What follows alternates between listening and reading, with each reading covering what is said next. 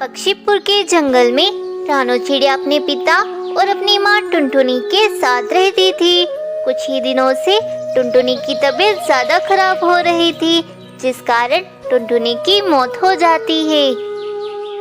पत्नी टुनटुनी चिड़िया की मौत के बाद अब सोनू चिड़िया अपनी बेटी रानो चिड़िया की देखभाल करता था।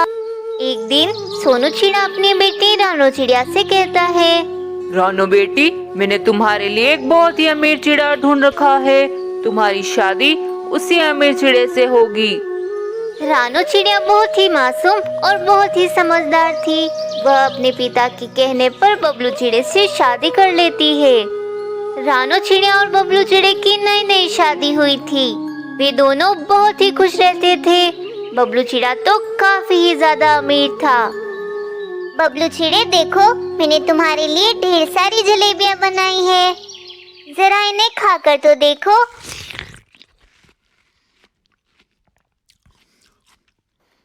अरे वाह रानो, तुम तो बहुत ही ज्यादा स्वादिष्ट भोजन बनाती हो। तुम्हारे हाथ का खाना खाकर तो मजा ही आ जाता है। वे दोनों आपस में बात कर ही रहे थे कि वहाँ पर बबलू चिड़िया की पुरानी दोस्त सोनी चिड़िया आ जाती है।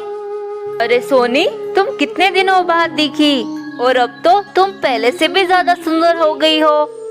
हाँ, खूबसूरत तो मैं बचपन से ही हो। अच्छा बबलू चिड़िया, क्या ये आलीशान घर तुम्हारा है? हाँ सोनी चिड़िया, ये आलीशान घर मेरा ही है। तुम्हारे जाने के बाद मैंने बहुत मेहनत की और आज देखो, मैं करोड़ों का मालिक हो गया हूँ। ये मैंने क्या कर दिया? अगर मैंने पहले बबलू चिड़िया को गरीब देखकर उसे शादी के लिए मना नहीं किया होता तो आज बबलू चिड़िया मेरा पति होता और आज मैं एक करोड़पति की पत्नी कहलाती। अब मैं कुछ भी करके बबलू चिड़िया को अपना बनाकर ही रहूंगी। सोनी चिड़िया, तुम किस सोच में पड़ गई? अच्छा, अब तुम दोनों आराम से बैठकर बातें करो, मैं जाता हूँ काम पर। ऐसा कहकर बबलू चिड़िया अपने काम पर चला जाता है। वैसे बबलू चिड़िया बहुत अच्छे हैं, वो मेरा बहुत ख्याल रखते हैं और मुझे किसी भी चीज की कमी नहीं होने देते। मैं तो बहुत ही किस्मत वाली हूँ कि मुझे बबलू चिड़िया पति के रूप में प्राप्त हुए। अच्छा, वाकई ये तो बहुत बढ़िया बात है रानो चिड़िया। लेकिन क्या तुम्हें पता है कि बबलू चिड़िया को शराब पीना कितना पसंद है? नहीं नहीं, बबलू चिड़िया तो शराब को हाथ भी नहीं लगाते। मैं तो उन्हें बहुत अच्छे से जानती हूँ। अरे, तो तुम्हारे सामने थोड़ी ना करेगा वो नशा। मैं तो उन्हें बचपन से जानती हूँ। बबलू चिड़िया तो एक दिन भी नशा किए बिना नहीं रह सकता। सोनी चिड़िया भोली भाली रानो चिड़िया को बड़ी ही आसानी से बेवकूफ बना रही थी।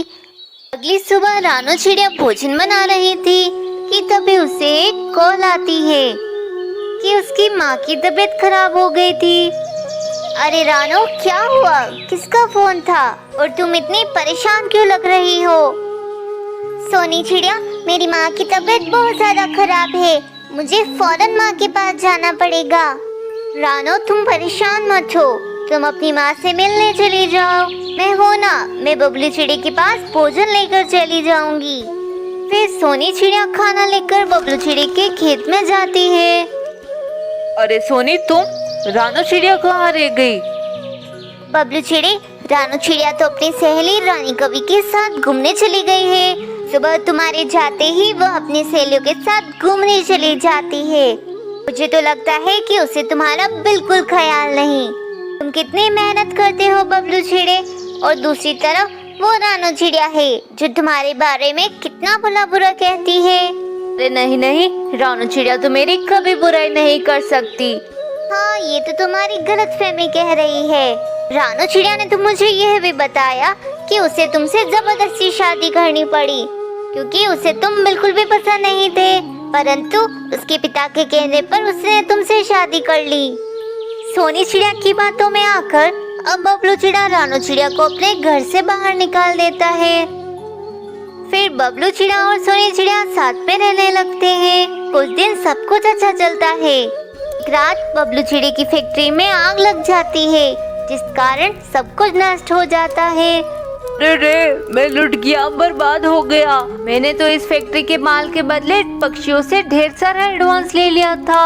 अब मैं पक्षियों को उनका पैसे कैसे लौटाऊंगा? मैंने तो उनके पैसे भी खर्च कर दिए। अब बबलू चिड़ा सब पक्षियों के पैसे नहीं लौटा पाता, जिस कारण सभी पक्षी उसके घर पर और उसकी जमीन जायदाद पर कब्जा कर लेते हैं। अब बबलू चिड़ी के पास रहने को घर भी नहीं था। सोनी चिड़िया, तुम परेशान मत हो।